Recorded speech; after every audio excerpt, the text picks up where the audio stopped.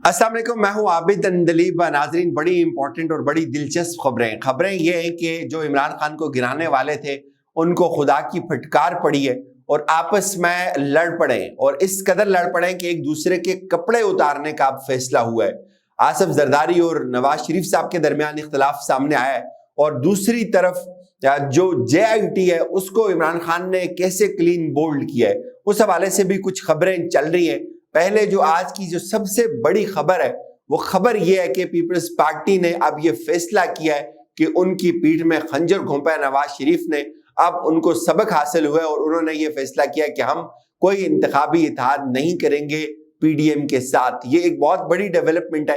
ये कैसे डेवलपमेंट बड़ी है इसकी भी आपके आगे तफसील रखते हैं। एक तो आज ये चीज सामने आई कि पीपल्स पार्टी ये समझती है कि PDM इस वक्त सियासी खसारा है, लिहाजा उनके साथ हमें इत्तेहाद करने की कोई जरूरत नहीं है, और वो ये समझते हैं कि उनको इत्तेहाद अगर करना भी है तो वो सिर्फ ANP के साथ इत्तेहाद करेंगे। ये खबर तो है, लेकिन अब इसको थोड़ा सा समझने की कोशिश करते हैं कि ऐसा क्यों है।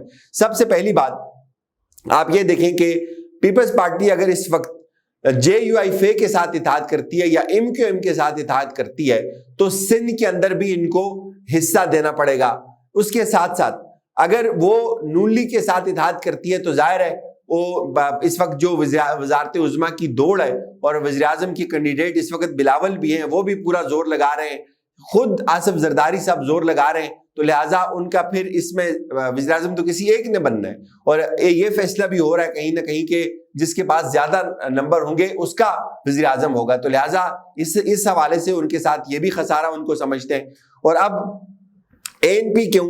चूंकि वो ये समझते हैं कि हमने इत्तेहाद करना है ANP के साथ, तो चूंकि ANP तो सिर्फ KPK की हद तक महदूद है, तो हम कुछ सीटें सिंध से लेके आ जाएंगे, कुछ सीटें हम पंजाब से ले लेंगे कौमी असम्बली की। अगर हमें 20 सीटें पंजाब से मिल जाती हैं और ANP के साथ इत्तेहाद करके हमें 10 सीटें अगर KPK से मिल जाती हैं तो हम आसानी से बिलावल को या आसिफ जरदारी को वज़ीर आज़म बना सकते हैं। तो ये उनकी इस वक्त थिंकिंग है, उनकी गेम है, और उन्होंने ये कहा कि जो खसारा है वो PDM है और लिहाजा हम खसारे का सौदा नहीं करेंगे। तो इसलिए अब आप ये देखिएगा गेम इतनी दिलचस्प हो जाएगी, जैसे जैसे दिन गुजरेंगे ये एक दूसरे के कपड़े उतारेंगे, ये एक दूसरे को गालियां देंगे, ये एक दूसरे का बताएंगे कि हमें कब कहाँ क्या किसने कहा, और ये सरेआम होगा। और ये लड़ाई सरेआम शुरू होने वाली है। ये इसलिए शुरू होगी, जाहिर है इन्होंने एक दूसरे के खिलाफ जब इलेक्शन लड़ना होगा तो फिर ये तकरीरें करेंगे।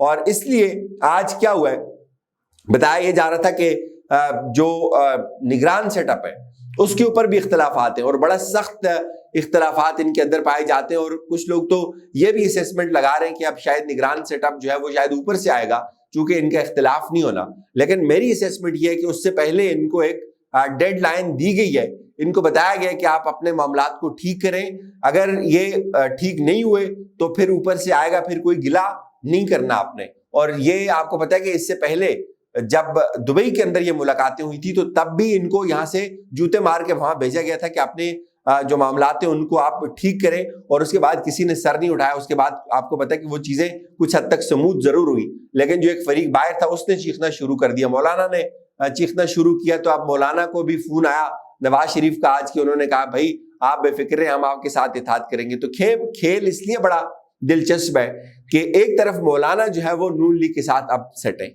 मौलाना को नून लीग सूट करती है और पीपल्स पार्टी को ANP सूट करती है। तो ये एक जो PDM के अंदर जो है ना तोड़ फोड़ है और अंदर मजीद इत्तेहाद बन रहे हैं एक दूसरे के खिलाफ, वो बहुत दिलचस्प और देखने वाला मरहला होगा। चूंकि जो मुलाकात दुबई के अंदर आसिफ जरदारी साहब की हुई नवाज शरीफ साहब से, वो मुलाकात नाकाम हो गई है, और ये वजह है आपके दोबारा आसिफ जरदारी पंजाब के अंदर डेरे डाल रहे हैं। आसिफ जरदारी ने पंजाब का रुख किया है, वो पंजाब आ रहे हैं, वो लाहौर आ रहे हैं, वो लाहौर बैठेंगे, अपनी सियासी सरगर्मियों का एक दफा फिर आगाज करेंगे। ये चीज याद रखें कि जरदारी इतनी आसानी से इनको नहीं आने देगा। जरदारी ने जिस महारत के साथ इनका बेड़ा गर्क किया पिछले 14-15 माह के अंदर, तो वो इतना काका नहीं है कि वो सब कुछ इनके हाथों में सौंप देगा। और यही वजह कि जरदारी अब बताया जा रहा आ रहे हैं और वो कुछ मुलाकातें करेंगे, जहांगीर खान तरीन से भी मुलाकातें करेंगे। और कुछ लोग तो ये असेसमेंट भी कर रहे हैं जी कि जहांगीर खान तरीन के साथ उनका कोई इत्तेहाद भी हो सकता है। और उन्होंने कुछ तरीके इंसाफ के जो بھگوڑے ہیں ان کو بھی اپنی پارٹی کے اندر شامل کرنے کا کوئی فیصلہ کیا اور ان کے ساتھ ان کی شمولیت متوقع ہے. تو لہٰذا جو نگران سیٹ اپ کے حوالے سے ایک کنفیوژن ہے وہ ابھی بھی پائی جاتی ہے. اور یہ بھی ماننا ہے کچھ لوگوں کا کہ آپ کو پتا ہے کہ اس سے پہلے جو فیسیلیٹیشن کونسل ایک بنی تھی اس کے اوپر بھی کچھ انٹرویوز ہوئے تھے اور نگران سیٹ اپ کے لیے بھی کچھ انٹرویوز ہو چکے ہیں. اور ظاہر ہے ان کی جب لڑائی ہوگی اور یہ کسی پوائنٹ کے اوپر اتفاق نہیں کریں گے تو اس کے بعد کیا ہوگا؟ اس کے بعد پھر نگران سیٹ اپ جو ہے وہ لگ جائے گا جیسے لگ جاتا ہوتا ہے. تو ایگزیکٹلی ان کے ساتھ بھی اب یہ ہوگا. اور اس کے بعد اگر نگران سیٹ اپ ادھر سے لگ گیا تو پھر ان سب کی کہیں چھٹی نہ ہو جائے. تو ان کو اب یہ خطرات بھی لاحق ہیں. اور آپ یہ دیکھیں کہ کل تک ان کے لیے سب سے بڑا خطرہ جو ہے وہ عمران خان تھا. ان کو خدا کی ایک ایسی پھٹکار پڑی ہے, یہ خود ایک دوسرے کے لیے اب خطرہ بنتے جا رہے ہیں, یہ خود ایک دوسرے کے خلاف اب باتیں کر رہے ہیں, یہ خود ایک دوسرے کے اوپر ٹرسٹ کرنے کے لیے تیار نہیں ہے, چونکہ یہ تینوں یہ سمجھتے ہیں کہ ہم تینوں ایک دوسرے کو دھوکہ دے رہے ہیں. اور اب بات کرتے ہیں کہ جے آئی ٹی کو کیسے خان نے کلین بولڈ کیا. یہ خبر ہے, یہ رپورٹ ہوئی ہے, جنگ نے اس کو رپورٹ کیا کہ جوائنٹ انویسٹیگیشن ٹیم نے عمران خان صاحب سے جو ہے وہ کل 9 سوالات رکھے اور انہوں نے کہا جی کہ ہم آپ سے پروفیشنل سوالات آپ کے سامنے رکھیں گے. تو انہوں نے سوال رکھا کہ جے آئی ٹی نے یہ سوال رکھا عمران خان صاحب کے سامنے کہ 9 مئی کو پورے ملک میں جو ہوا کیا یہ پلاننگ تھی یا اتفاق تھا.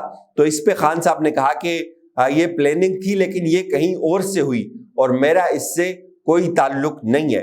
جے آئی ٹی نے سوال کیا کہ آپ کے لوگ کنٹونمنٹ میں کیوں گئے تھے. سابق وزیر اعظم نے جواب دیا کہ جب کمانڈر مجھے گرفتار کرے گا تو لوگوں نے وہیں جانا تھا. پھر جے آئی ٹی نے سوال کیا کہ ثبوت ہیں کہ آپ انہیں مشتعل کیا اور احکامات دیے کیا. تو اس پہ خان صاحب نے کہا کہ 9 مئی جو ہوا اس میں جو انہوں نے کچھ ویڈیوز بھی دکھائیں تو انہوں نے کہا جی کہ سب لوگ اپنی مرضی سے ان مقامات پر گئے, جو سب ہوا یہ ایک سازش تھی. اور چیئرمین تحریک انصاف نے جو مختلف ویڈیوز اور تصاویر بھی دکھائیں جس کو انہوں نے ماننے سے انکار کیا. ان کو کچھ دکھایا گیا کہ یہ آپ کے لوگ ان جگہوں پہ گئے, تو خان صاحب نے کہا کہ یہ لوگ میرے نہیں ہیں. اور پھر خان صاحب نے ان کو یہ بھی کہا کہ میں واپس آؤں گا اور آپ کو ان تمام کارروائیوں کا جواب دینا ہوگا. اور جے آئی ٹی کے اندر جو ہے وہ جو لوگ مشتمل تھے اس کا انہوں نے ڈیٹا لکھا کہ ایک اس میں ایک ڈی آئی جی تھا, ایک ایس ایس پی تھا اور 4 ایس پیز پر مشتمل یہ جوائنٹ انویسٹیگیشن ٹیم تھی جس نے عمران خان سے تقریباً 1 گھنٹے تک جو ہے وہ تحقیقات کی ہیں. اور یہ خبر جو ہے وہ جنگ گروپ کی ہے. لیکن یہ رات کو ہی اندازہ ہو گیا تھا جب خان صاحب نے بات چیت کی تو اس سے اندازہ ہو گیا تھا کہ کیا سوالات ہوئے ہوں گے. اور آخر پہ میں آپ کو بتاؤں کہ جہانگیر خان ترین نے ایک اور گیم کھیلی ہے, معذرت وہ گیم یہ کھیلی ہے, انہوں نے یہ کہا ہے کہ جو نعمان نگریال ہیں اور اون چودھری ہیں وہ حکومتی سیٹ اپ سے الگ نہ ہوں. ہر بندہ اپنے آپ کو اس وقت اپنی قیمت لگا رہا ہے, ہر بندہ اپنے آپ کو گیم میں رکھنے کے لیے پورا زور لگا رہا ہے. اور جہانگیر خان ترین بھی زور لگا رہے ہیں کہ کہیں نہ کہیں نگران سیٹ اپ میں ہماری ریکومنڈیشنز بھی آ جائیں, چونکہ ان کو حکومت سے اب الگ نہیں ہونا. اور ایک طرف کہہ رہے ہیں کہ ہم نے الیکشن لڑنا ہے ان تمام سیاسی جماعتوں کے خلاف, اور ایک طرف انہی کے دسترخوان پہ بیٹھے ہوئے ہیں.